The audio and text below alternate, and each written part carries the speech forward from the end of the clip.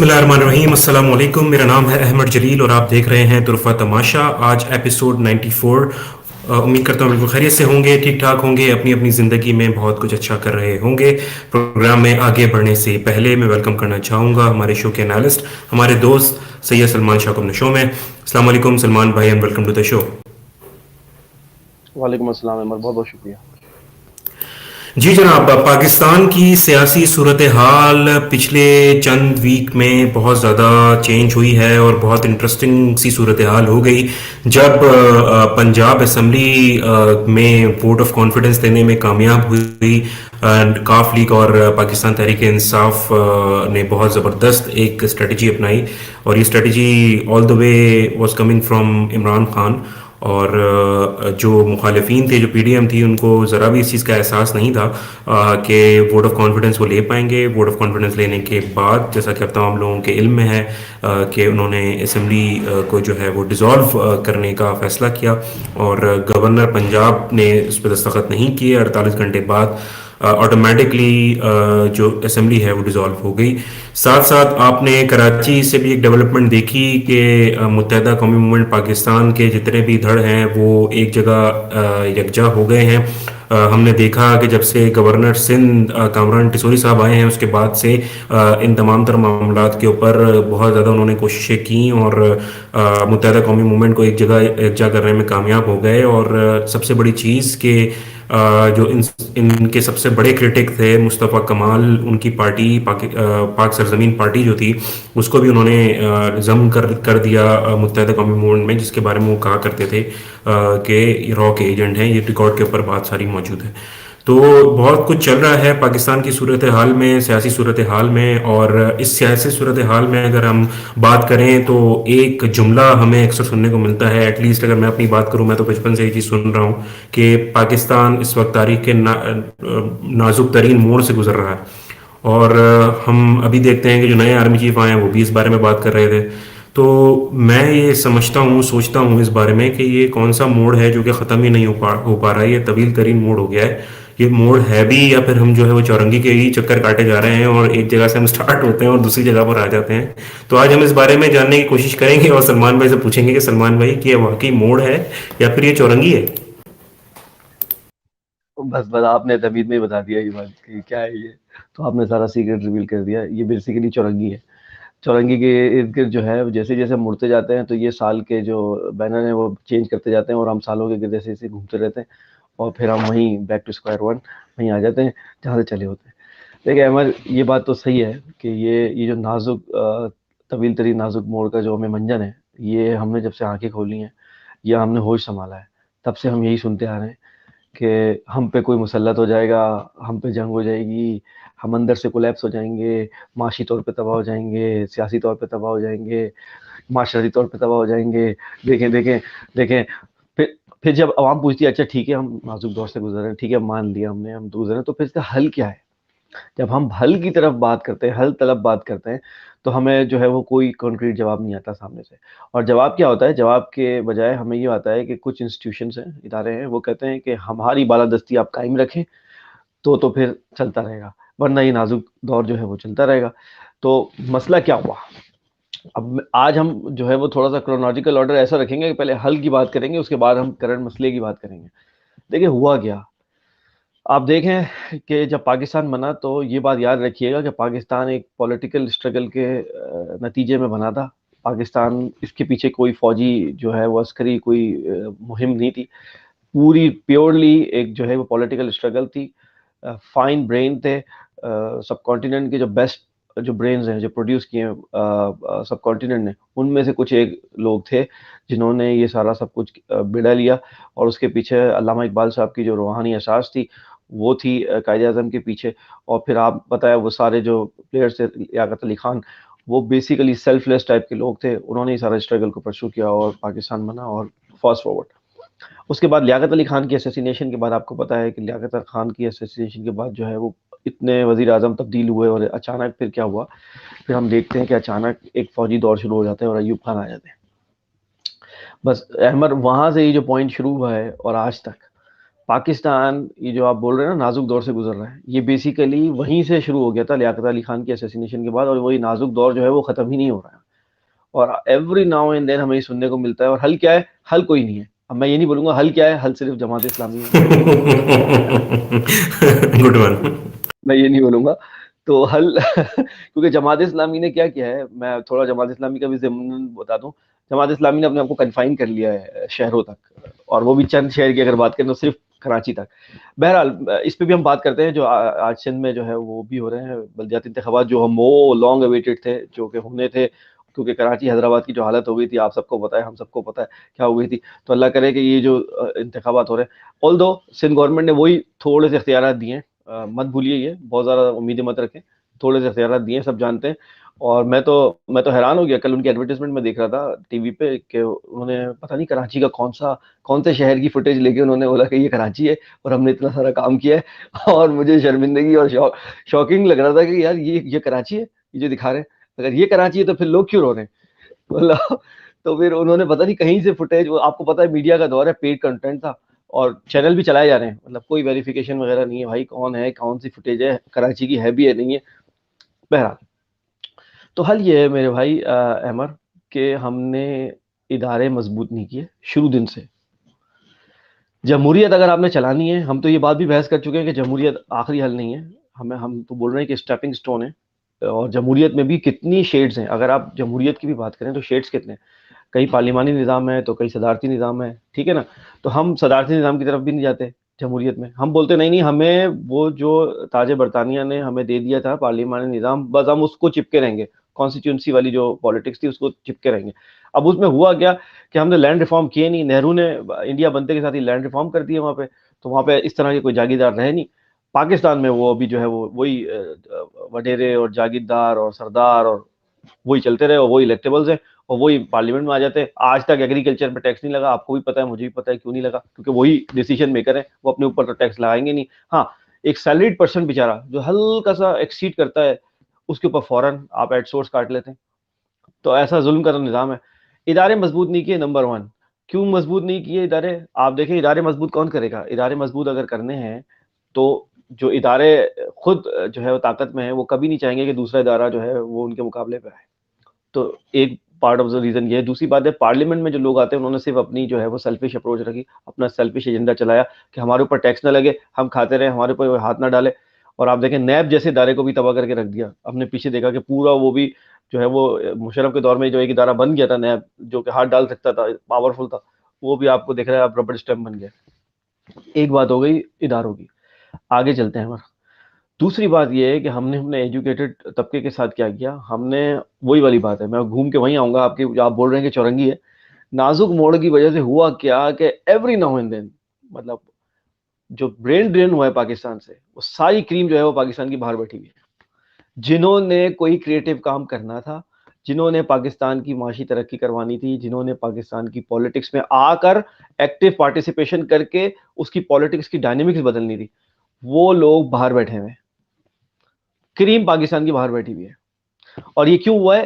क्योंकि हर हर दफा आप यही राग अलापते रहते हैं कि नाजुक दौर है, नाजुक दौर है। उन्होंने मतलब ठीक है भाई, नाजुक दौर है तो हम ऐसा करते हैं, जब तक नाजुक दौर है हम जरा बाहर से होके आते हैं। अब वो जो आपको पता है, जो बाहर एक दफा जाता है तो क्या चांसेस होते हैं वापस आने के उसके, आपको भी पता है, मुझे भी पता है ये बात। तो ये जो दूसरे ब्रेन घर। ड्रेन, ये जो 6 से 7 दहाइयों के दौरान जो ब्रेन ड्रेन हुआ है ना आपके यहाँ, ये अभी की बात नहीं, अभी का फिनोमिना नहीं। इमरान खान साहब तो अभी रो रहे हैं ना कि यार इस 2022 में जो है 7,65,हजार पाकिस्तानी चले गए और उनको नहीं जाना चाहिए था। आपके आपके कहने से कोई रुकेगा भी नहीं, और क्योंकि लोग तो पाकिस्तान में लोग कैसे रह गए हैं? पाकिस्तान में लोग रह गए हैं, कासिम अली शाह साहब टाइप के लोग रह गए हैं यहाँ पे, जो कि एक जो है ना वो मुझे समझ में नहीं आया उन्होंने क्या किया। बहरहाल आप इस पे कंटिन्यू कीजिए, मुझे इस बारे में बात ज़रूर करनी है सलमान भाई, कि उन्होंने इस तरह का, मैं समझता था कि भाई बड़े जो है वो मोटिवेशनल स्पीकर हैं, लेकिन जब मैंने, और एक बार मैं आपको बताता भी चलूँ कि मैं इस प्रोग्राम से हटके एक और प्रोग्राम करता हूँ, तो मैंने कोशिश की थी कि मैं उनको इंटरव्यू कर सकूँ, लेकिन उन्होंने मुझे सही कोई रिस्पॉन्स दिया नहीं था। तो अल्लाह का लाख लाख शुक्र अदा करता हूँ कि मैंने उनका इंटरव्यू नहीं लिया, क्योंकि उन्होंने जिस तरह की हरकत की है कल, तो इसी तरह के फिर लोग रह जाएंगे जो कि पूछेंगे कि भाई मैं टीचर हूँ, क्या मैं आ सकता हूँ सियासत में, आप मुझे टिकट देंगे? एंड देन फिर जाके आप उसी बंदे के बारे में इस तरह की बातें कर रहे हैं जी। ज़रूर बात करेंगे। मैंने भी वो इंटरव्यू का कुछ हिस्सा देखा है, पूरा नहीं देखा, लेकिन जितना हिस्सा देखा है बस मैं उतना ही देख सका था, उससे ज़्यादा मेरा एपेटाइट नहीं था वो इंटरव्यू देखने का। तो मैंने भी उतना ही हिस्सा देखा है जितना मेरा एपेटाइट था उस इंटरव्यू देखने का, जो आप कासिम अली शाह की बात है। खैर, इस पे बात लेटर ऑन करेंगे, मुझे याद दिलाइएगा, इस पे बात करनी है। जी। तो हम ये बात करें, इदारे मजबूत की आपने किए नहीं, जो क्रीम थी जिसने पाकिस्तान की पॉलिटिक्स की डायनेमिक्स बदलनी थी, जो माशी तरक्की करवानी थी, वो ब्रेन ड्रेन हो गया। अच्छा, ये मत भूलें कि जब ब्रेन ड्रेन हो जाता है ना, तो इनडायरेक्टली वो ड्रॉप्स की शक्ल में आपको मदद कर रहे होते हैं, जो कि रेमिटेंसेस कहते हैं। यहाँ पे हम इस पर बात कर चुके हैं। वो रेमिटेंसेस की शक्ल में आपकी फिर भी इनडायरेक्ट मदद कर रहे होते हैं, ब्रेन ड्रेन जो होता है, ये मत भूलें। आप बोलते हैं ना हमारे रेमिटेंसेस के रिकॉर्ड टूट गए, वो रिकॉर्ड इसलिए टूट गए मेरे भाई कि ब्रेन ड्रेन के भी तो रिकॉर्ड टूट गए। ब्रेन ड्रेन के रिकॉर्ड टूटे हैं तो रेमिटेंस के रिकॉर्ड टूट रहे हैं ना। इतना बंदा बाहर जा रहा है तो भेज रहा है ना वो बाहर। वो ये नहीं बोला जो एग्जिस्टिंग बंदा है वो ज्यादा नहीं भेज रहा पैसे। बेसिकली हर दफा लोग बढ़ते जा रहे हैं जो बाहर जा रहे हैं, इस वजह से आपकी रेमिटेंसेस के रिकॉर्ड भी टूट रहे हैं। तो ये बड़ी सुपरफिशियल सी हमारे यहाँ बात होती है, देखें जी रेमिटेंसेस के रिकॉर्ड बढ़ गए। कभी आपने ये बात सुनते देखा कि यार हमारे एक्सपोर्ट के रिकॉर्ड टूट गए। एक्सपोर्ट के रिकॉर्ड टूटने हम पहले भी बात कर चुके हैं, आप क्यों नहीं समझ रहे हैं? एक्सपोर्ट आपको बढ़ानी पड़ेगी। और हम तो कॉन्क्रीट हल दे चुके हैं। अहमर, ये चौरंगी के गिर इनको घूमने दें, इनको घूमने दें चौरंगी गिर। जब ये चौरंगी से निकलेंगे ना, और ये निकल के वाकई हम नाजुक दौर से जो चल रहे हैं हम उससे बाहर आएंगे, तो आप देखेंगे हल वही है जो हमने बात आपको की है कि आपको लोकल करेंसी में ट्रेड करनी पड़ेगी। आपको डॉलर की जो ये गुलामी है ना, इसका तौग अपने गले से निकाल के रखना पड़ेगा, यही हल है। और हम तो अदरवाइज तवातुर में ये बात करते चले आ रहे हैं। जी जी जी जी, अदरवाइज ये माशी दहशतगर्दी हम पे मुसल्लत रहेगी। मैं आपको बता रहा हूँ, कभी एफएटीएफ से हमें ब्लैकमेल किया जाता है, ये कब तक हम ये बर्दाश्त करेंगे? और इसी वजह से, इन सारे मसले की वजह से हम बोलते हैं कि यार ये नाजुक दौर है। अब देखें जी, एफएटीएफ में अगर हम ब्लैक लिस्ट में आ गए तो ओ हो खत्म हो जाएंगे। यही यही डरा के रखा हुआ है ना हमें। इमरान खान साहब क्या बोलते हैं कि आपको सबसे पहले फेयर खत्म करना पड़ेगा। अब फेयर कैसे खत्म करेंगे आप? फेयर जब देखें, फेयर कैसे खत्म होगा? जब एक एजुकेटेड बंदा होगा ना, एजुकेटेड पाकिस्तानी, एजुकेटेड आदमी होगा, उसको आप समझाएंगे कि भाई क्या हो जाएगा, आपको स्ट्रगल करनी है। और अभी आप जिस एक जिक्र कर रहे थे उनमें, उसमें इमरान खान साहब ने एक और बात बताई कि प्रॉब्लम ये है कि पाकिस्तान के शरीफ आदमी का प्रॉब्लम ये है कि वो चाहता है कि मैं सियासत में आ जाऊंगा तो मेरे पे कीचड़ उछलेगा, ठीक है ना, मेरी कैरेक्टर असैसिनेशन होगी, उस डर से वो आता नहीं है। तो इमरान खान साहब ने बाकायदा वर्ड यूज किया कि पाकिस्तान में जो शरीफ आदमी है ना वो बुजदिल है। प्रॉब्लम ये हो रहा है, वो आता नहीं है उसकी जगह। और यूनिवर्स का एक कानून है कि वैक्यूम कोई रहता नहीं है। जब वैक्यूम कोई रहता नहीं है, शरीफ आदमी आएगा नहीं, तो फिर वहां पे गंदा आदमी आएगा, और गंदा आदमी आएगा, फिर आप बोलेंगे यार पॉलिटिक्स तो गंदी है। तो ये वैक्यूम जो है ना, ये शरीफ आदमी ने फिल करना है वो। और बड़ी अच्छी बात है कि मुझे बताएं, तारीख में भी चले जाएं आप, इस्लामी तारीख या दुनिया की तारीख, मुझे बताएं जो बंदा सही शरीफ आदमी चेंज के लिए आया, क्या उस पर कीचड़ नहीं उछला? बिल्कुल उछला है कीचड़। उसकी करेक्टर असैसिनेशन भी हुई है, उस पर हमले भी हुए हैं। लेकिन जीत किसकी होती है? जीत हमेशा सच की होती है। ट्रुथ जो है वो जीतता है।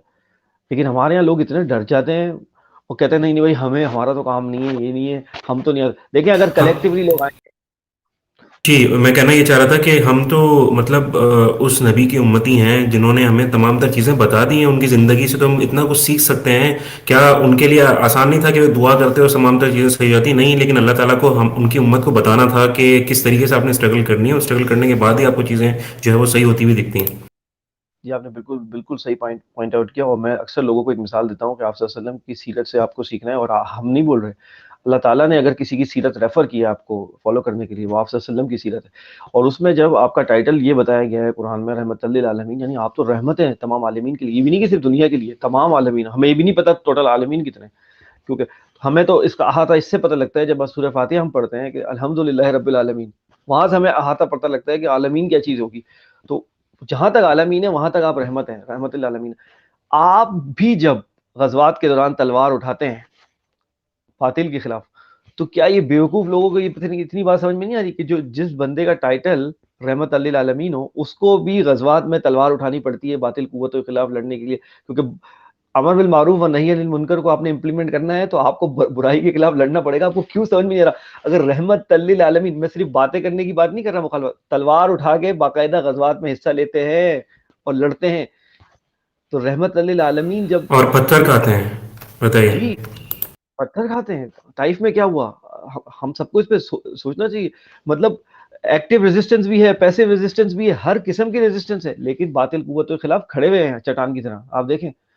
तो इससे हमारा शरीफ आदमी जो डर रहा है ना, उसको जरा ये मिसाल ले लेनी चाहिए कि भाई ये नहीं होगा कि आप घर में चुप के बैठ जाए और बोले भाई अक्सर वो एरिस्टोटल का बात बताते हैं ना कि जब आप किसी माशरे में जाएं बुराई देखें तो आप क्या करेंगे, तो वहां के शरीफ आदमी को आप पकड़ें, वहां के गुंडे को नहीं पकड़े, आप शरीफ आदमी का गिरेबान पकड़ें और पूछे उससे कि तू कहाँ था जब ये बुराई फैल रही थी माशरे में। तो अहमर, ये हमारे फंडामेंटल चीज़ों से ना हमें कंफ्यूज कर दिया, फंडामेंटल चीज़ों में हमें कंफ्यूज कर दिया है। तो हमने बात करी इदारे हमारे मजबूत नहीं हुए, दूसरी बात ये करी कि हमारा जो ब्रेन ड्रेन था, ये जो शरीफ आदमी था और जो जिसने सही करना था, पॉलिटिक्स के डायनेमिक्स बोलने थे, उसको हमने ये नाजुक मोड़ का राग अलाप कर उसको भगा दिया बाहर, ठीक है ना, या वो खुद भाग गया बाहर, जो भी ये बुजदिल था वो चला गया बाहर। अब क्या हुआ, अब आगे बढ़े आप। अब क्या सिचुएशन है, अगर आप ये सिचुएशन की बात करें, अब आप करंट हालत ये है कि कुछ इदारे इतने मजबूत हैं कि उनके हाथ से इक्तदार लेना आपको मुश्किल हो रहा है। हालत ये हो गई है कि कुछ इदारे, अब आप जुडिशरी को देखें, जुडिशरी अपने बारे में कोई बात डिस्कस नहीं करती जी, जुडिशरी अपने बारे में कोई चीज डिस्कस नहीं करती। उनको बोलो 2 मिलियन से ऊपर केसेस आपके पेंडिंग पड़े हैं भाई, आप अपना निपटा लें, नहीं, वो उस पर कमेंट नहीं करेगी, वो कमेंट करेगी फला दूसरे इदारे पे। अच्छा, ब्यूरोक्रेसी क्या करती है, जानबूझ के जो है वो पूरा प्रोसेस रेड टेपिज्म की नजर कर देती है, स्लो कर देती है। इमरान खान के दौर में इमरान खान साहब कितनी दफा जाके ब्यूरोक्रेट से खिताब किया कि भाई तुम्हारी तनख्वाह बढ़ा दूंगा, तुम्हारे को आसाइशें बढ़ा दूंगा, लेकिन खुदा का वास्ता एग्जीक्यूशन तेज करो। नहीं किया उन्होंने, क्योंकि वो किसी और जमाने में भर्ती हुए थे, वो उनके लॉयल थे। तो ये निजाम आप देख रहे हैं, ब्रेक डाउन करके आप देखें कहाँ कहाँ पर चौक पॉइंट आ रहे हैं। इन बॉटल नेक्स को आपको हटाना पड़ेगा अमर, इन बॉटल नेक्स को जब तक आप नहीं हटाएंगे ना, तो पाकिस्तान में ये जो नाजुक मोड़ वाला राग है ना, ये आपको चलता रहेगा आपके बैकग्राउंड में। इनको आपको करना पड़ेगा। फौज को भी ये बात समझना पड़ेगा कि सिविल मिलिट्री जो बैलेंस है पावर का, वो मेंटेन करना पड़ेगा। आप ये नहीं कह सकते कि सिविलियंस तो भाई, ये जो बात है ना कि सिविलियंस के पास तो अकल ही नहीं है, वो तो चला ही नहीं सकते। भाई आप भी नहीं चला सकते, आप भी नहीं चला सकते कंट्री को, आप नहीं चला सकते। आपका जो काम है डिफेंस और सिक्योरिटी, आपने वो करनी है, आप भी नहीं चला सकते। आपने जो चीज करनी है, हमने पिछले प्रोग्राम में एक बात बोली, आपने उस पॉलिटिकल प्रोसेस को फैसिलिटेट करना है जिसके नतीजे में अच्छे लोग ऊपर आए और ट्रू। वो खौफ की फजा खत्म हो, और वो जो शरीफ लोग हैं जो कि रिलक्टेंट हैं, जो क्या तो बाहर चले जाते हैं, या अगर मुल्क में भी हैं तो वो बोलते हैं नहीं हम तो नहीं आएंगे, उनको एक एक एक फैसिलिटेशन वाला माहौल मिले, कंड्यूसिव माहौल मिले, वो ऊपर आए और वो वैक्यूम फिल करें जो कि वैक्यूम बन रहा है। अगर जब तक आप वो वरना आप करते क्या है कि वो उस वैक्यूम को फिल करने के लिए आप खुद आ जाते हैं। फौज जो है वो या तो सॉफ्ट कू कर देती है, यानी डायरेक्टली अगर मार्शल लॉ नहीं लगाती, तो आपको पता है इमरान खान साहब के दौर में इमरान खान साहब खुद बोल रहे हैं कि मुझे बोलते थे कि बस आपने वो तो एहतसाब तो नहीं करना आपने। तो ये क्या होता है, ये बेसिकली सॉफ्ट कू है, आपने अपना वर्डिक्ट दे दिया है कि आपने एहतसाब फिर नहीं करना। सलमान भाई, एक सवाल है मेरा यहाँ पे आता है। हम चलो ये भी मान लिया कि जो है वो फौज को जो है ना अपना किरदार अदा करना पड़ेगा, और जो है सियासतदान और फौज को मिल के चलना पड़ेगा। तो अगर हम एक तरफ इमरान खान साहब की बात लेते हैं, वो अगर ये कहते हैं कि जी फौज को जो है ना वो गैर सियासी हो जाना चाहिए, न्यूट्रल्स को न्यूट्रल्स रहना चाहिए, वो ये कहते हैं अगर बात, तो आप क्या समझते हैं, आप क्या पाकिस्तान के पॉलिटिशियंस के ऊपर इतना एतमाद कर सकते हैं कि अगर फौज न्यूट्रल हो जाती है तो क्या हम जो उनसे एक्सपेक्ट कर रहे हैं सियासतदानों से, वो वही काम करेंगे? नहीं, ये थोड़ा सा ये तो आप सही बोल रहे हो, आपने बिल्कुल सही पॉइंट आउट किया, ये बड़ा नाइव कमेंट है इमरान खान साहब का। अभी आप इस स्टेज पे नहीं हो, देखिए हम वही बात कर रहे हैं। हमारे पॉलिटिशियन उस स्टेज पे नहीं है कि उनके ऊपर पूरा छोड़ दिया जाए और वो चलाए, नहीं, ये वो स्टेज नहीं है।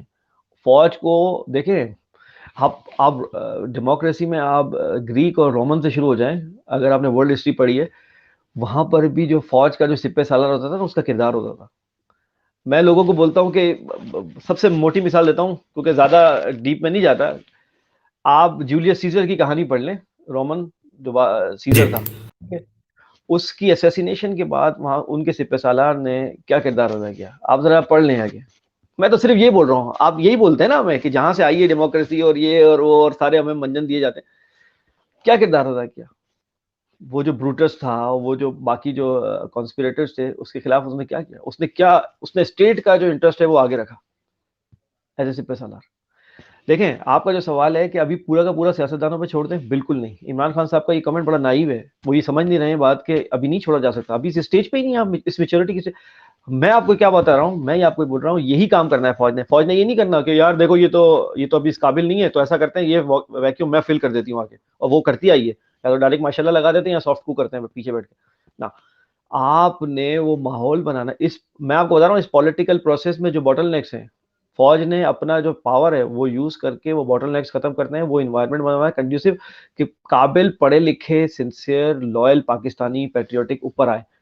जब वो आ जाएंगे फौज का किरदार खत्म हो जाएगा। देखें, फौज को फिर पीछे हटने के लिए कोई मसला नहीं होगा, लेकिन फौज अगर वो नहीं कर रही है और अपना ताकत इसलिए इस्तेमाल कर रही है मैनिपुलेट करने में, और ये देखें एमक्यूएम के सारे धड़े मिल जाते हैं, रातों रात जो एक दूसरे को गालियां दे रहे थे अचानक सब कुछ हो जाता है, और आपको पता है अदालतें 12 बजे खुल जाती हैं। यार देखें, ये शोबदाबाजी जो है ना, ये जो आप शो ऑफ कर रहे हैं अपनी पावर का, ये ना करें।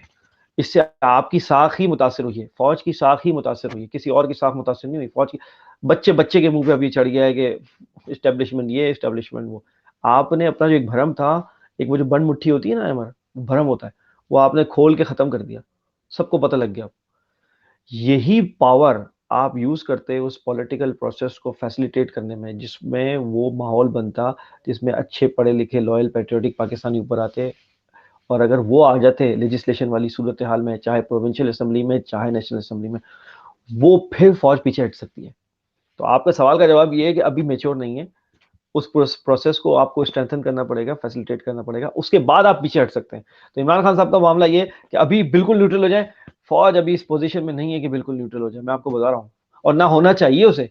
अगर आप, हम तो हल वाली बात कर रहे हैं, ना होना चाहिए अभी, बिल्कुल भी नहीं, लेकिन अपना मुस्बत किरदार अदा करें, वो किरदार अदा करें जो स्टेट के इंटरेस्ट में हो, स्टेट के इंटरेस्ट में, यानी रियासत है पाकिस्तान के इंटरेस्ट में हो, ना कि किसी पॉलिटिकल पार्टी के इंटरेस्ट में। जी सो हाँ। डू यू थिंक कि फौज अगर इस तरह का किरदार अदा करती है, और आप कह रहे हैं कि बिल्कुल ही जो है ना पीछे हट जाना वो भी सही नहीं है, और ये बात हमने लाइक सोल्यूशन की तरफ हम आए, तो आप क्या समझते हैं? आपने इस तरह से बात कही, साख जो है बहुत ज़्यादा मुतासर हुई है, जो फौज की जो साख है वो बहुत ज़्यादा मुतासर हुई है, तो आप क्या समझते हैं उस चीज़ को वापस उस जानिब लेके जाना, जब बच्चा बच्चा जो है फौज से हमें अभी भी मोहब्बत है, ऐसा नहीं है कि नहीं है, लेकिन एक तरह का जैसे कहना चाहिए कि गिला है अवाम को, तो आप क्या समझते हैं कि उन गिलों को दूर करने के लिए फौज किस किस्म का किरदार अदा कर सकती है?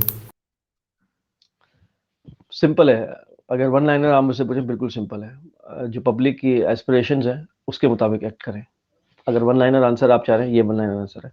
और पब्लिक की सेंटिमेंट्स क्या है, एस्पिरेशंस क्या है, आपको सबको पता है, किसी को जी। बताने की कोई जरूरत नहीं। फौज क्या कराती है, फौज सीक्रेट पोल्स करवाती है, आपको पता होगा ये बात, और वहां से उसको पता लगता है, उनको पता है, उन्होंने सीक्रेट पोल करा भी रहे हैं, वो करवा भी चुके हैं, सबको पता है कि पब्लिक सेंटिमेंट क्या है, एस्पिरेशन क्या है, उसके मुताबिक एक्ट करें।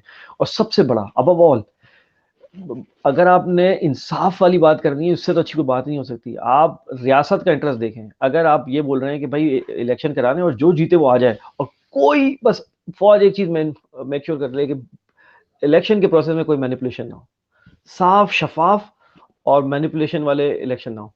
अगर ये बात करा दें इंश्योर, तो जो आएगा वो बना ले हुकूमत, इसमें क्या प्रॉब्लम है।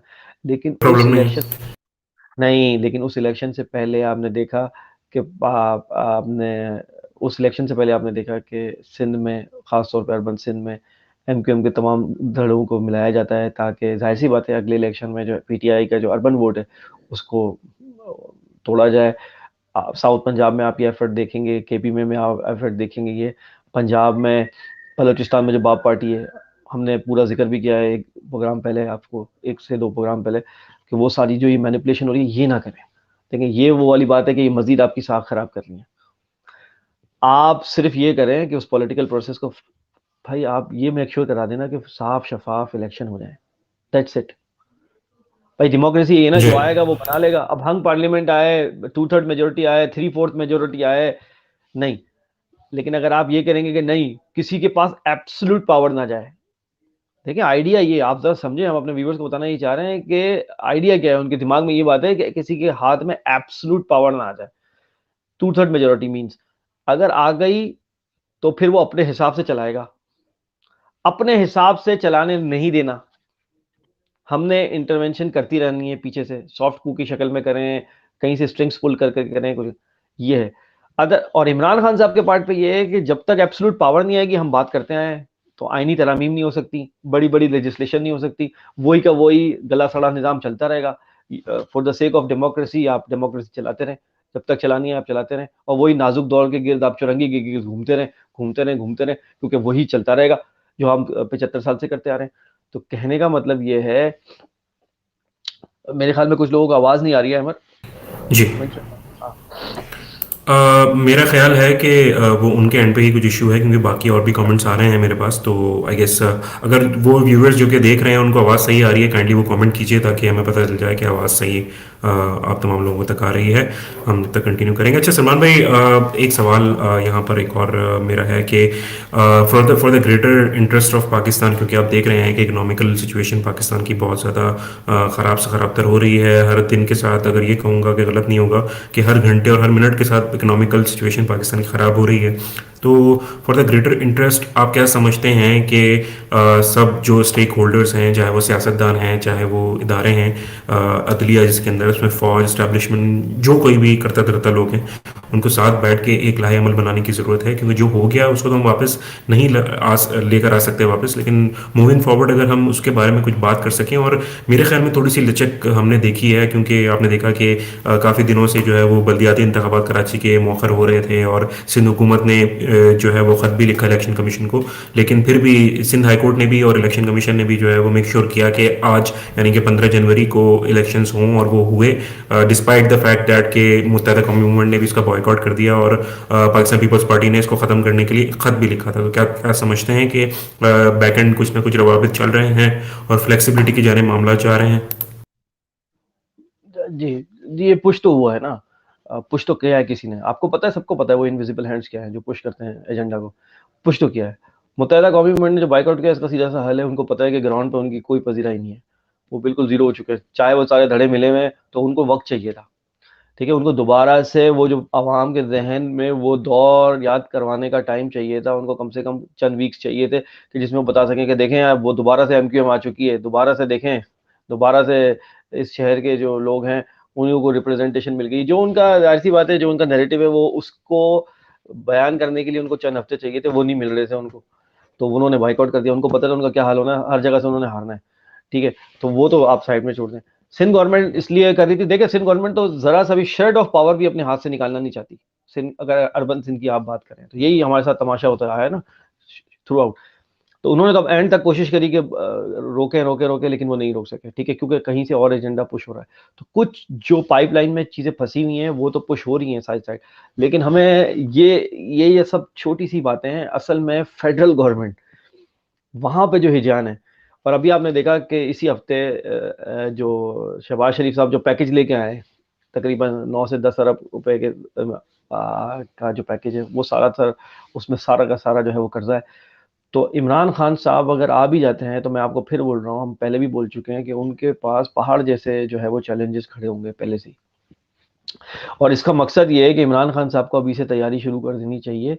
इकोनॉमिक प्लान क्या होगा अगर वही हफीज़ पीरज़ादा को लेके, या हफीज़ वही पुराना मंजन, वही आईएमएफ के लोग, वही रजा बाकर, अगर वही करना है, तो यकीन माने फिर हम उस पर आ रहे हैं अपने टॉपिक पे कि वही नाजुक दौर जो है वो, नाजुक मोड़ वो चलता रहेगा। मैं आपको बता रहा हूँ, आप यार आउट ऑफ द बॉक्स तो जाना पड़ेगा ना अमर, मतलब आउट ऑफ द, मतलब डेस्परेट सिचुएशन में आपको डेस्परेट मेजर्स लेने पड़ेंगे। ये आपको ऐसा नहीं एब्सोल्युटली। पता, आप बिजनेस डिसिप्लिन से एज आपका, यूजुअल नहीं है ये। बिल्कुल हम देखते हैं ना, ट्राइड एंड टेस्टेड बात है ना, मतलब कि मतलब कब तक हम ये डिसिप्लिन से इसका जो है इलाज करने की कोशिश करेंगे कैंसर का, मतलब नहीं हो रहा ना। तो आपको आउट ऑफ द बॉक्स जाना पड़ेगा, और आउट ऑफ द बॉक्स मैंने आपको बता दिया है। आउट ऑफ द बॉक्स जाने के लिए आपको बहुत सारे, अच्छा होता है कि ये शहबाज शरीफ नहीं जाते, उससे पहले इलेक्शन हो जाते, और इमरान खान साहब friends of Pakistan proper aid की शक्ल में, फॉरेन डायरेक्ट इन्वेस्टमेंट एफडीआई की शक्ल में ये पैसे लेके और आते, वो क्योंकि कर इसका सकते हैं। वो कर सकते हैं, वो कर सकते हैं। वही पैसा जो अभी कर्जे की शक्ल में आ रहा है आपके पास, या कमिटमेंट हुई है जिसकी, उससे बेहतर था कि इमरान खान साहब उसको एफडीआई या दूसरी शक्ल में लेके आते, और उसमें आपको मजीद सूद का बोझ नहीं होता। मैं आपको पहले बता रहा हूँ, मैं तो एनालिसिस करता चला आ रहा हूँ थ्रू आउट बजट्स का, हर साल मैं आपको बता रहा हूँ अराउंड 40 जो परसेंट है, 40 से भी ज्यादा कभी कभार आपके सूद की अदायगी में होता है बजट का। आप कैसे डेवलपमेंट, एजुकेशन, हेल्थ, कैसे कैसे एलोकेट करेंगे रिसोर्सेज, जब आपका सारा यही पैसा लग जाएगा सूद की अदायगी पे, और मजीद कर्जे का मतलब है मजीद सूद की अदायगी। ये तो आप समझ रहे हैं ना बात, मतलब ये तो लेमेन वाली बात है ना। तो आपको डेट में जकड़ के रखना है, और आप जब डेट में जकड़ के रहेंगे, तो आपकी कोई फॉरेन पॉलिसी आज़ाद नहीं होगी, आपकी कोई सिक्योरिटी पॉलिसी आज़ाद नहीं होगी, आपकी कोई पॉलिटिकल पॉलिसी आज़ाद नहीं होगी, कोई आपकी कोई इकोनॉमिक पॉलिसी आज़ाद नहीं होगी। छोड़ दें, ये ख्वाब खरगोश है। अगर आप ये सोच रहे हैं कि आप डेट में जकड़े रहेंगे और आपको सारी आज़ादियाँ मिल जाएंगी, आपको एक भी आज़ादी नहीं मिलने वाली। असल कोर मसला समझें, आपको कहाँ जकड़ा जा रहा है, आपको दिखाया कुछ जा रहा है, बताया कुछ जा रहा है, और आपको हिट कहीं और से किया जा रहा है। इमरान खान साहब को बहुत ज़्यादा होशियार होने की ज़रूरत है। मैं तो बोल रहा हूँ कि जो आप बोल रहे हैं कि बहुत सारे सहाफ़ी उनसे इंटरव्यू कर रहे हैं, मुझे तो इनकी सहाफ़ियों के सवालों में भी ये कोई थोड़ा सा मतलब उस बारे में भी हम जो है ना वो बात करेंगे, कासिम अली शाह साहब के ऊपर अब स्पेसिफिकली बात करते हैं, क्योंकि वक्त हमारे पास कम है। प्रोग्राम के आखिर में मैं इस चीज़ के ऊपर बात करना चाह रहा था, लेकिन उस तरफ जाने से पहले अगर हम वेल्थ क्रिएशन के ऊपर बात करें सलमान भाई, तो डोंट यू थिंक कि जो कतर का मॉडल है वेल्थ क्रिएशन का, वो बहुत बेहतरीन मॉडल है। उन्होंने जिस तरीके से प्लानिंग की हुई, कतर तो कुछ भी नहीं था, कतर के पास एक ऑयल के उनके पास ज़खायर थे, और देन फिर उन्होंने इन्वेस्टमेंट अपनी करना शुरू की पूरी दुनिया में, और जहाँ जहाँ इन्वेस्टमेंट कर सकते थे उन्होंने की। और वो कहते हैं ना कि आपको एक ही बास्केट में सारे अंडे नहीं डाल देने चाहिए, तो उन्होंने उसी चीज़ के ऊपर अमल किया। और अब आप देखें कतर कहाँ से कहाँ पर पहुंच गया है। सऊदी अरब और यूएई की मतलब उनसे नाराज़गी हो गई, उसके बावजूद भी उन्होंने, और उसका सबसे बड़ा हमारे सामने सबूत अभी जो फीफा वर्ल्ड कप करवाया है कतर ने, बहुत बड़े पैमाने पर करवाया है, उसका एक अलग ही लेवल सेट कर दिया है। और अब जो भी अगला होस्ट होगा उसके बहुत ज़्यादा उसके ऊपर मेहनत करने की ज़रूरत होगी। तो इस बारे में 2 सेंट्स आपके मुझे चाहिए होंगे जी। हाँ, मेरे टू सेंट्स इसमें ये हैं कतर के मॉडल में। देखो, ये पाकिस्तान से जब आप कंपेयर करेंगे ना इन कंट्रीज़ को, तो बेसिकली थोड़ा सा ज़्यादती हो जाएगी अगर हम इनसे कंपेयर करें पाकिस्तान को। उसकी वजह ये है कि एक तो कंट्रीज़ की जो पॉपुलेशन है ना वो बहुत कम है। मतलब अगर आप पूरे कतर की आबादी करें तो लोकल्स की जो कतर की आबादी है वो 3 से 5 लाख लोकल्स हैं, और बाकी एक्सपेट्स हैं, तो सब मिला भी लें तो आपको जो है वो 5 मिलियन के करीब करीब होते हैं, इससे ज़्यादा नहीं है। ठीक है, तो सब मिला लें आप। और दूसरी बात, अगर रिसोर्सेज की आप बात करें तो one of the highest per capita income है कतर की। जी। और हम लोवेस्ट में आते हैं। ठीक है ना, 200 मुल्कों का इंडेक्स निकालें तो हम लोवेस्ट में आते हैं, तो हमारा कोई कंपैरिजन नहीं है। वेल्थ क्रिएशन की जो बात, आप पाकिस्तान देखिए, पाकिस्तान पे मॉडल चलेगा पाकिस्तान का अपना, पाकिस्तान के अपने डायनेमिक्स के हिसाब से होगा। हमारे पास कोई नेचुरल रिसोर्सेज निकली नहीं है, लेकिन इसका ये मतलब नहीं है कि हमारे पास कोई नेचुरल रिसोर्सेज है नहीं। अहमद, ये दो अलग अलग बातें हैं। रिकॉर्डिंग में अगर हम बात करते हैं कि हमारे पास ज़खायर सिर्फ सोने के नहीं है, बाकी और भी मिनरल्स हैं, और भी चीज़ें हैं हमारे पास, लिथियम विथियम सब उसकी इंडिकेशन है, सब कुछ है। हम क्यों किसी बाहर की कंपनी को बुलाते हैं और उसको बोलते हैं आप ठेका पकड़ो, और वो एक 10% और 20% हमें देती है और सब निकाल के ले जाती है। आपको इस तरफ आना, लेकिन कौन आएगा? एक स्ट्रांग लीडरशिप होगी तो ही वही अपने रिसोर्सेज पे वो बोलेगी, पहला हक मेरा है अपने रिसोर्सेज पे। आकर वहीं पर ये सारी बातें जो है ना वो पॉइंट आउट हो रही हैं जी। बात पॉइंट वन। और दूसरी बात, अच्छी आपने पॉइंट, बहुत जबरदस्त पॉइंट आउट किया आपने वर्क वेल्थ क्रिएशन के वजह से। हम पूरा प्रोग्राम इसमें इंशाल्लाह करेंगे क्योंकि ये पूरा टॉपिक है। लेकिन मैं आपको सरसरी एक बात बता दूं, अगर आप इमरान खान साहब अगर अब आ रहे हैं तो मैं आपको बताता हूँ, फास्ट फॉरवर्ड अगर आपने पैसे जनरेट करने हैं और एक्सपोर्ट करनी है, दो चीजें आप पकड़े। सबसे पहले तो आईटी एक्सपोर्ट्स और टूरिज्म। कुछ नहीं करना आपने इसमें, कुछ भी नहीं करना आपने। आईटी आप एक्सपोर्ट में 10 बिलियन तक, मैं आपको बता रहा हूं, अगर इंडिया की 150 बिलियन से ज्यादा की अगर एक्सपोर्ट है साल की, यार एक मिनट, उसका 10% भी आप नहीं कर सकते? क्या आप 15 बिलियन तक नहीं पहुंच सकते? अच्छा चलें, ठीक है। मैं यहाँ बात कर रहा हूँ फास्ट फॉरवर्ड की ना, तो अगले 3 साल में, इलेक्शन होने के बाद इंशाल्लाह अगले 3 साल में आप आराम से 8 से 10 बिलियन टच कर सकते हैं, अगर आप फुल लेजर फोकस के साथ आईटी पे, जी। IT infrastructure. इतनी केपेबल और इतने टैलेंटेड लोग आपके यहाँ मौजूद हैं, अच्छी तनख्वाहें दें, कोई जरूरत नहीं है वो बैठ के रिमोटली काम करें, घर से काम करें, आप सिर्फ फ्लेक्सिबिलिटी दें, आप 8 से 10 बिलियन अचीव कर देंगे। ठीक है, यही गैप आता है ना। दूसरी बात, टूरिज्म। टूरिज्म आपका आराम से 4 से 5 बिलियन बना के देगा, और इस ये पर मैं उनका बात कर रहा हूँ, फोकस था ऑलरेडी। उनका फोकस था, उन्होंने काम किया भी है शुरुआत में। लेकिन मत भूलिए, टूरिज्म के लिए आपको सिक्योरिटी प्रोवाइड करनी है, सिक्योरिटी का माहौल वो बनाना है कि इंटरनेशनल इदारे बोले कि नहीं, Pakistan is safe to visit. तो उसके लिए तो आपको फिर वही वाली बात है, उसमें उसमें थोड़ा सा जियो पॉलिटिक्स शामिल हो जाएगी टूरिज्म वाले में, क्योंकि आपको बाहर के लोग जब इंश्योर करेंगे नहीं यार पाकिस्तान सेफ है जाने के लिए, तो फिर वहां से फॉरेन आते हैं। डोमेस्टिक तो आपकी टूरिज्म बहुत अच्छी है, अल्लाह का शुक्र है। नॉर्थ और साउथ में जो लोग आते जाते हैं वो बहुत अच्छा है। लेकिन मैं बात कर रहा हूँ उसकी जो ज़राए मुबादला लेके आती है, जो 4 से 5 बिलियन बनाएगी। अब मैं आपको बताऊं, ये 15 से 20 बिलियन जो है ना, आप, या 12 से 15 बिलियन, या बहुत आसानी से आप बना सकते हैं, और इस ही 15-12 बिलियन का डेफिसिट होता है जिसकी आपको जरूरत पड़ेगी। तो ये तो मैंने आपको शॉर्ट टर्म बता दिया। लॉन्ग टर्म में आपको अपनी ओवरऑल एक्सपोर्ट्स बढ़ानी पड़ेंगी, जिसकी हम बात करते हैं। उसके लिए आपको इंसेंटिव देने पड़ेंगे, फ्री जोन्स कायम करने इंडस्ट्रीज लगानी पड़ेंगे, पड़ी। एमर फ्री जोन्स कायम करने पड़ेंगे आपको। टैक्स हेवन्स कायम करनी पड़ेंगी, टैक्स रिलैक्सेशन देनी पड़ेंगी, तब जाके आता है इन्वेस्टर। ऐसे नहीं आता है इन्वेस्टर, बेसिकली सोने की चिड़िया होती है, वो उड़ जाती है तो आपने वो सब कुछ करना है, security above all security provide करनी है उनको, ऐसी सिक्योरिटी प्रोवाइड करनी है कि वो कुछ भी हो जाए उनका इन्वेस्टमेंट जो है वो इंश्योर रहे, कहीं इधर उधर की कोई टैक्सेशन ना लगे एक्स्ट्रा उन पे। इस तरीके का माहौल आप बनाएंगे। और मैंने क्विकली आपको बताया, टूरिज्म और आईटी एक्सपोर्ट्स लेजर फोकस करें। आपको 3 से 4 साल में आपको ये जो डेफिसिट आता है 10 से 12 बिलियन का, जिसके लिए हम मांग रहे होते हैं, हर साल करंट अकाउंट डेफिसिट होता है, हर साल हम आईएमएफ के पास जा रहे होते हैं, इससे आपकी जान हमेशा के लिए छूट जाएगी, हमेशा हमेशा के लिए। पाकिस्तान में बहुत टैलेंट है। अगर इंडिया 150 बिलियन का धंधा कर रहा है आईटी के नाम पे, तो भाईजान उसका 10% आप नहीं कर सकते, 15 बिलियन नहीं आप बना सकते। चलो मैं उससे आधा भी ही कर कम आ सकते जाता, हैं। 7-8 बिलियन तो बना ही सकते हो, उससे भी आधा कर लो, चलो ठीक है।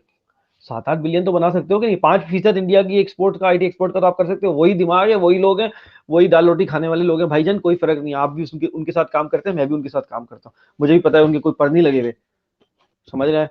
सब वही के सब कुछ वही है। बस ये है कि आईटी इंफ्रास्ट्रक्चर प्रोवाइड करना है, वो माहौल बनाना है जो गैप है वो कवर कर सके। इस तरीके से वेल्थ क्रिएशन होगी। पाकिस्तान का खास है तरकीब में कौम रसूल हाशमी। अगर आप इसको कंपेयर करेंगे ऑयल प्रोड्यूसिंग कंट्री से, तो हम नहीं कर पाएंगे इसको। ये जहन हिंदी वाली कौम है, इसको यहाँ से पैसे बनाने पड़ेंगे। हमारे पास वो नेचुरल रिसोर्सेज जो हैं, अगर हैं तो हमें निकालने के लिए, एक्सट्रैक्ट करने के लिए फिर वो और काम करना पड़ेगा। अगर वो हो जाता है तो वो तो सोने पे सुहागा है, लेकिन जब तक वो नहीं हो रहा, जब तक यहाँ से काम करना पड़ेगा हमें। जी, कासिम अली जी शाह भी मेरे ख्याल में आ जी, जाए, उनको बिल्कुल पूछना कर। बिल्कुल। जी जनाब, तो कासिम अली शाह साहब जो है बड़े मोटिवेशनल स्पीकर हैं। काफ़ी ज़्यादा उन्होंने किताबें वगैरह लिखी हैं। उन्होंने जो है वो भाई फ़ौज के अंदर भी जो है ना लेक्चर्स दिए हैं, और जुडिशरी में भी लेक्चर्स दिए हैं, और काफ़ी वो मकबूल हैं। और कभी मैंने एक दो लेक्चर्स उनके सुने भी होंगे, और छोटे छोटे क्लिप्स भी उनके जो है वो चलते रहते हैं मोटिवेशन के। तो अब जो है जनाब उन्होंने ये ठानी कि भाई वो पॉलिटिशियन से उन्होंने इंटरव्यू लेना शुरू किया। और उन्होंने ठानी, या पता नहीं क्या हुआ उनके साथ, बहरहाल या तो ख्वाब उन्होंने देखा कि मुझे पॉलिटिशियंस के इंटरव्यू लेने चाहिए। देन फिर उन्होंने सबसे पहला इंटरव्यू लिया इमरान खान साहब से, और वो इंटरव्यू मैंने पूरा देखा उनका। और उस इंटरव्यू के दौरान उन्होंने इमरान खान साहब के उल्टे हाथ की जानिब एक रखा हुआ टिश्यू बॉक्स है, उसके अंदर से एक टिश्यू पेपर भी निकाला, उसको फोल्ड किया और अपनी जेब में रख लिया। वो क्यों किया उन्होंने, वो भी मुझे नहीं पता। उस इंटरव्यू के अंदर एंड में उन्होंने ये किया कि उन्होंने खान साहब से पूछा कि क्या मेरे जैसा बंदा, मैं टीचर हूं और मैंने यहाँ पढ़ाया है, मेरे जैसा बंदा क्या पॉलिटिक्स में आ सकता है? तो इमरान खान साहब ने इस बारे में जवाब दिया। तो उसमें फिर उन्होंने डायरेक्ट हो गए, उन्होंने कहा कि आप क्या मुझे टिकट देंगे? मैं तो भाई मियाँ असलम साहब के जो है ना, असलम इकबाल साहब के हल्के में उनको वोट देता रहा हूँ, उसके साथ वाले काम करें, वो वाला हल्का मुझे दे दें, आप डोगर साहब वाला हल्का जो है वो मुझे दे दें। तो इस पर इमरान खान साहब है, वो दूरअंदेश आदमी हैं, उन्होंने बोला कि मुझे देखना होगा कि वहाँ पे क्या मामला चल रहे हैं, लेकिन आप जैसे लोगों को जो है वो पॉलिटिक्स में ज़रूर आना चाहिए। अच्छा जी, बात खत्म हो गई, यहाँ पे इंटरव्यू हो गया खत्म। जब तक वाबा हो गई, मैं भी सोच रहा था कि नहीं यार, ये अगर अच्छे लोग हैं तो इसी तरह के काबिल लोग, टीचर्स जो रिसर्चर्स हैं, जो मुसन्निफ हैं, उनको आना चाहिए। और हम सब यही समझते हैं कि अच्छे लोग आएंगे तो ज़ाहिर है पॉलिटिक्स अच्छी होगी। ये बात खत्म हुई, उसके नेक्स्ट डे उन्होंने शहबाज शरीफ साहब के इंटरव्यू के लिए पहुंच गए वहाँ पे। देन फिर गालिबन 92 न्यूज़ है, उसके ऊपर कोई प्रोग्राम चल रहा था, वहाँ पर आए, उन्होंने कहा कि आपने कंपैरिजन क्या देखा, आपने शहबाज शरीफ का भी इंटरव्यू किया, इमरान खान साहब का भी इंटरव्यू किया, आपने परवेज इलाही साहब का भी इंटरव्यू किया। तो उन्होंने भाई शहबाज शरीफ साहब को कहा कि भाई ये तो बड़े फ्लेक्सिबल हैं, और ये तो भाई कौम का दर्द रखते हैं। इमरान खान साहब के बारे में उन्होंने कहा कि भाई इमरान खान साहब के अंदर अकड़ है, और वो चाहते हैं कि जो क़यामत में फैसले होने वाले हैं वो आजकल ही हो जाए। तो मुझे ये बात समझ में नहीं आई कि अचानक उनको क्या हुआ कि इमरान खान साहब ने इनको टिकट दिखा के वापस जेब में रख ली है, क्या हुआ उनके साथ? ये थोड़ा सा इस बारे में ज़रा सलमान भाई अगर आप बता दें तो दैट वुड बी वंडरफुल। यार मैं तो आपको इस प्रोग्राम के तवज्जो से हम ये बात डिस्कस करते आए हैं कि जो इंटेलेक्चुअल लेवल है ना पाकिस्तान में, वो बहुत लो है। मैं आपको ये बताता आया हूँ कि नहीं आया हूँ, मैं आपको बताता आया हूँ ये बात। उसकी वजह बिल्कुल, ये हमने है कि काफ़ी बार डिस्कस किया इस बारे में। जी, उसकी वजह है, मैं उसको बता रहा हूँ। मेरी अपनी वाइफ से, मैं बरमला कह रहा हूँ, मेरी अपनी वाइफ से ही बात होती है, और मैं उनको कहता हूँ कि आप जिनको हमें आइडियल बताया गया बचपन में, बेसिकली वो बहुत लो इंटेलेक्ट के लोग थे। और मैं उनको उनकी कोई शान में गुस्ताखी नहीं कर रहा। कंपैरिजन अगर आप करेंगे जब बाहर से, जो इंटरनेशनल उसी फील्ड के जो ऑथर हैं, उसी फील्ड के जो प्रैक्टिशनर्स हैं, अगर उनसे आप उनको कंपेयर करेंगे तो बहुत लो इंटेलेक्ट आपको नज़र आएंगे। और मैं बात कर रहा हूँ ये कॉन्टेम्प्रेरी मुसन्निफ और इनकी बात कर रहा हूँ, जो हमारे पहले गुजरे वो तो बहुत अच्छे थे। तो उनमें बहुत कोई शाज़िर नादिर कोई एक आध बंदा उस लेवल का है और लो इंटेलेक्ट लेवल के हैं। अब आप जो बात कर रहे हैं कि एक टाइम था कि हर बंदा मोटिवेशनल स्पीकर, ट्रांसफॉर्मेशनल स्पीकर बन गया था। ये उसी दौर की प्रोडक्शन है, क्योंकि एक बंदा है वो टीचर टीचर है, वो टीचिंग करते-करते अचानक मोटिवेशनल स्पीकर बन जाता है, ठीक है ना? और वो सेल्फ प्रोक्लेम्ड होता है। वो कहता है कि मैं हूँ, आप मान लो बस अब, मैं हूँ। ऐसा नहीं होता।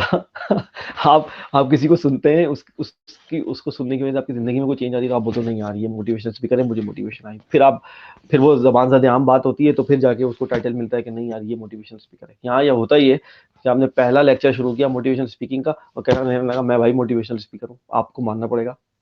भले आपकी ज़िंदगी में कोई चेंज आए ना आए, लेकिन आपको मानना पड़ेगा कि मैं मोटिवेशनल स्पीकर हूँ। बहुत तो सारे यहाँ किरदार मेरे हंसने का रीजन ये है कि बहुत सारे किरदार मेरी आंखों के सामने से असल में गुजर रहे हैं।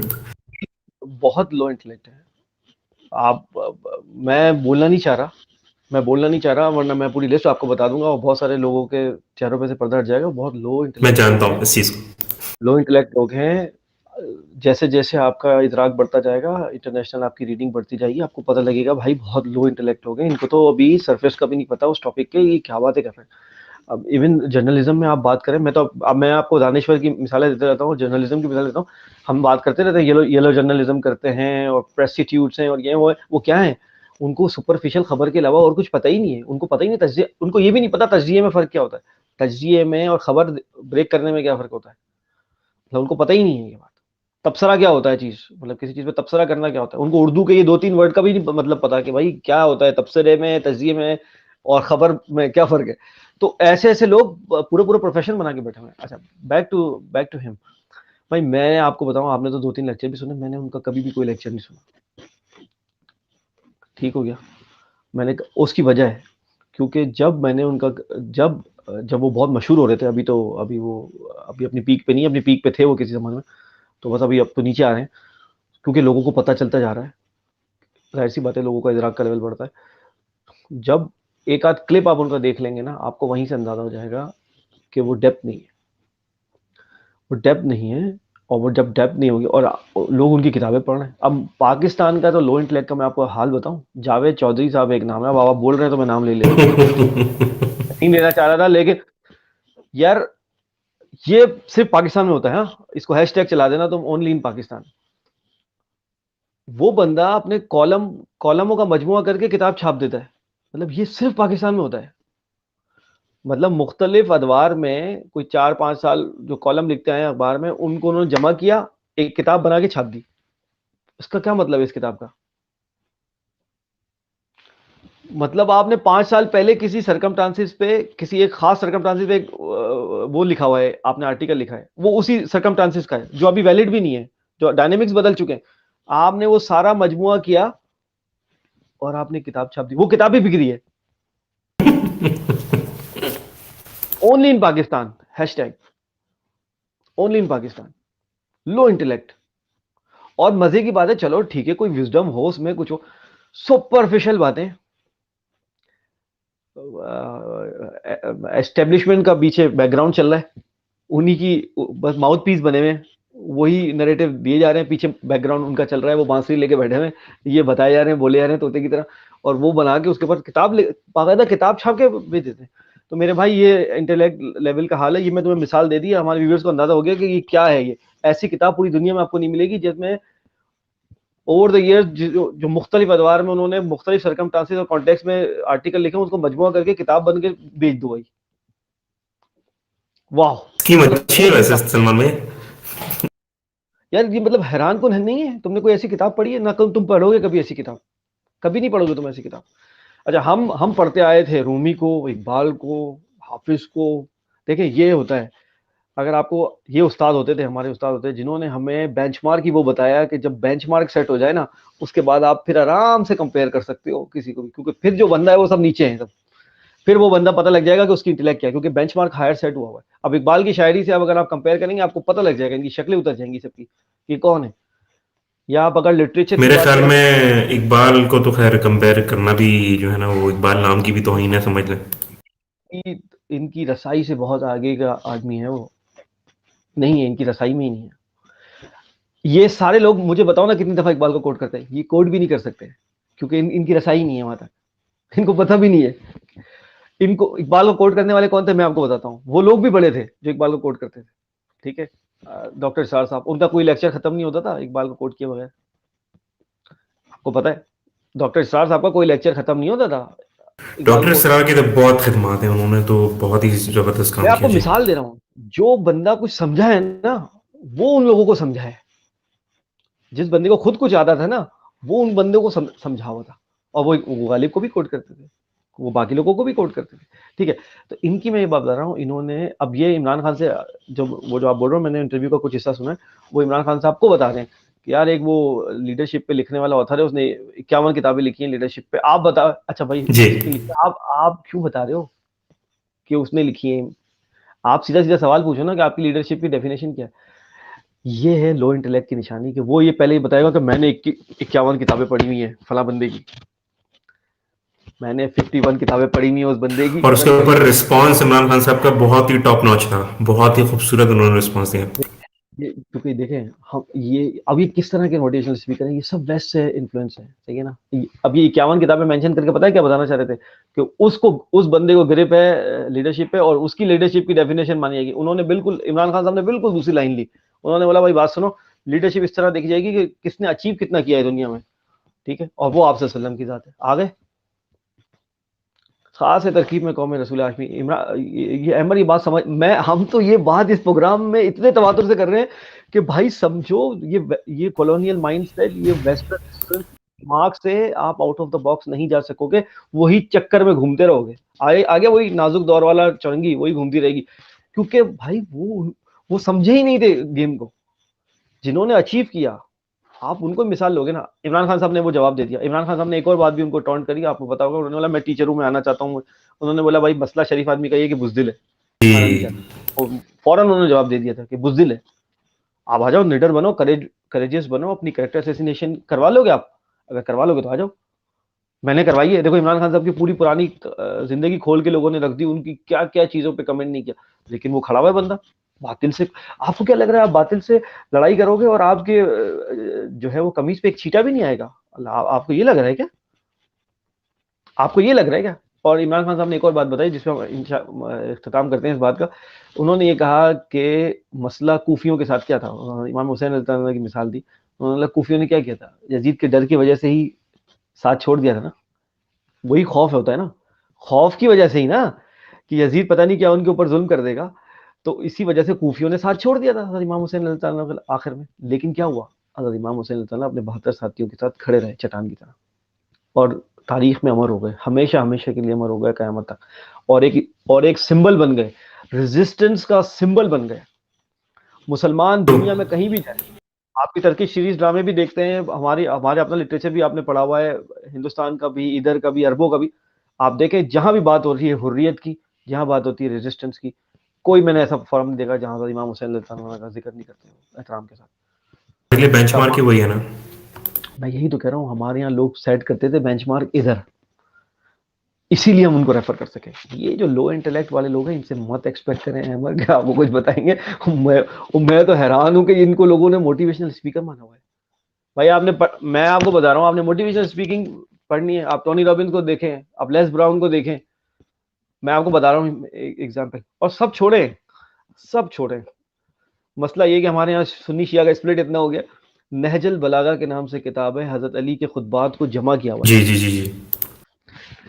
और उसका मतलब ये है, नहजुल बलागा का मतलब है the peak of the eloquence, मतलब जब स्पीच की जो पीक होती है ना, अपनी पीक को जब जाती है, फसाहत और बलागत अपनी जब पीक को जाती है ना, तब जाके ये चीज, उसका आप ट्रांसलेशन ही पढ़ने चलें अंग्रेजी में, आपको पता लगेगा स्पीच होती क्या है, किस निडर तरीके से की जाती है, कैसे मजमे को खिताब किया जाता है, क्या नसीहत होती है और क्या होती है। लेकिन मसला ये है कि हमारे यहाँ पता है क्या हो गया, हमारे यहाँ वो आपको अहले तशरीह की लाइब्रेरी में मिलेगी किताब नहजुल बलागा, लेकिन हमारा सुन्नी बच्चा वो जाके नहीं खरीदेगा, क्योंकि उसको किसी ने दिमाग में ये ठोक दिया है कि ये अहले तशरीह किताब है, मतलब किताब के ऊपर भी लेबल लगा दिए कि ये अहले तशरीह किताब है, ये सुन्नी किताब है। मजा, मतलब आप लेवल चेक करें इस माशरे का, आप जरूर पढ़ें, मैंने पढ़ी है।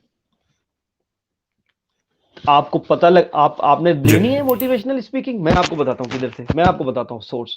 आप नहजुल बलागा पढ़ें, और क्यों पढ़ें, मैं आपको उसकी वजह बताता हूँ। क्योंकि हज़रत अली का टाइटल है बाबुल इल्म, आप सल्लल्लाहु अलैहि वसल्लम ने दिया है, इल्म का दरवाज़ा। मैं आपको बताता हूँ सोर्सेस, पढ़ें आप ज़रा, आपको वो फसाहत और बलागत नज़र आएगी स्पीच में, जो वो जलाल नज़र आएगा आपको। और वो तो मैं अभी आपको, अगर आप डायरेक्ट अरबी में नहीं पढ़ सके तो वो तो वैसे भी मायने डाइल्यूट हो जाते हैं, तो आप अंग्रेजी में ट्रांसलेट करके पढ़ेंगे। अगर आपका एक्सिस अल्लाह ताला करे कि अरबी वाला हो जाए, तो फिर आपको पता लगेगा कि वो जलाल क्या है, अल्फाजों के जलाल क्या होता है, यानी स्पेल क्या होता है। वो कहते हैं ना स्पेल कर दिया, आपको मेस्मराइज कर देंगे अल्फाज। आप आप इकबाल पढ़ के झूम जाते हैं, नहीं झूमते। आप इकबाल और गालिब पढ़ के परेशान हो रहे होते हो, बिल्कुल बिल्कुल। रूमी पढ़ के क्यों ना हो, रूमी पढ़ के आप परेशान हो रहे होते हैं। तो ये तो मैं आप वो बात बता रहा हूँ, तो यहाँ तो जलाल आपको नजर आएगा अल्फाजों में। तो बहरहाल इस पॉइंट पे एंड करते हैं अहमद।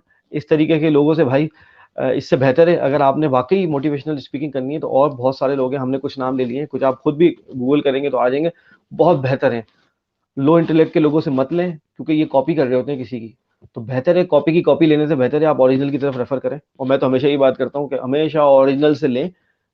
अगर आपको जबान भी सीखनी है, अगर आपको अंग्रेजी सीखनी है, तो अंग्रेज से सीखें, बेहतर है कि आप किसी जो है वो कॉलोनियल माइंडसेट वाले बच्चे से लें। उससे बेहतर है आप अंग्रेज से सीख लें, जबान ही सीखनी है। बिल्कुल। अरबी सीखनी है तो सारा बेहतर है।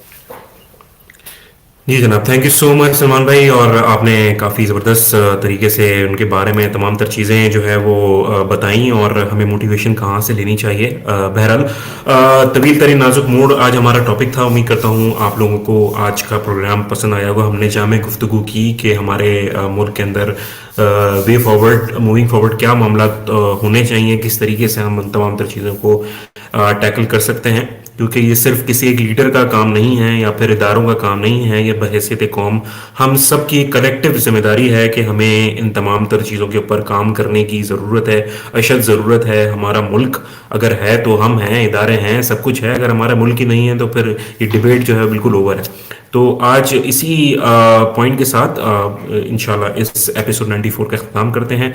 आप हमें फेसबुक के ऊपर फॉलो कर सकते हैं, facebook.com/तुरफ़ा-तमाशा ये हमारा एड्रेस है। इसके ऊपर आप अपनी आरा का इजहार कर सकते हैं। शो आपको कैसा लगा, किसी टॉपिक पे अगर आप बात करना चाहें तो ज़रूर कीजिए। साथ साथ आप हमें ट्विटर के ऊपर फॉलो कर सकते हैं। ट्विटर पे हमारा हैंडल है तुरफ़ा-तमाशा के नाम से। इसके अलावा सलमान भाई के तज्ज़िये और उनकी ट्वीट्स पढ़ने के लिए, जो कि वो हालात हाज़िरा के ऊपर और दूसरी चीज़ों के मुतालिक शेयर करते रहते हैं, तो वहाँ पर आप जा सकते हैं, उनको ट्विटर पे फॉलो कर सकते हैं। उनका ट्विटर हैंडल है सलमान_सैयद। और अगर आप चाहें तो मुझे फॉलो कर सकते हैं ट्विटर पे, अहमद चली मेरा ट्विटर हैंडल है। अपना बहुत ख्याल रखिएगा। इंशाल्लाह नेक्स्ट एपिसोड में आप तमाम लोगों से मुलाकात होगी। तब तक के लिए पाकिस्तान पाइंदाबाद। इस पुरफतन दौर में जीज़ की जस्तजू में वबा और कहत के खौफ में मुब्तला, सियासी, माशी और समाजी मसाइल में घिरे हुए पाकिस्तानी और मगरिब व मशरिक़ के तहज़ीबी टकराव के दरमियान ये परेशान हाल मुमलिकत खुदादार अनगिनत वसाइल के बावजूद मसाइल में घिरी हुई। आखिर हकाइक हैं क्या? सच को धुंधला देने वाले हकाइक व वाक़यात, बेदारी शऊर और हक़ गोई फ़र्ज़ है इस कौम पर, क्योंकि यहाँ लगा हुआ है एक तुरफ़ा तमाशा।